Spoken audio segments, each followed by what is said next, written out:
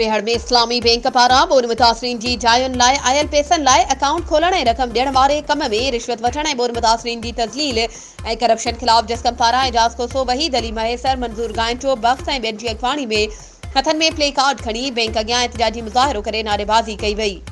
इन मौक़े ते हुननि जो चवणु हुयो त सरकार पारां मेहर तालके जे बोन मुतासिरीन जी जायुनि ठाहिण लाइ आयल पैसनि जी रक़म जारी करण ऐं उन जो अकाउंट खोलण लाइ इस्लामी बैंक खे मुक़ररु कयो वियो आहे, पर बैंक इस्लामी जो अमलो मुतासिरीन खे रक़म जारी करण लाइ रिश्वत वठी रहियो आहे। हर मुतासिरीन खां 50,000 रिश्वत वरिती पई वञे।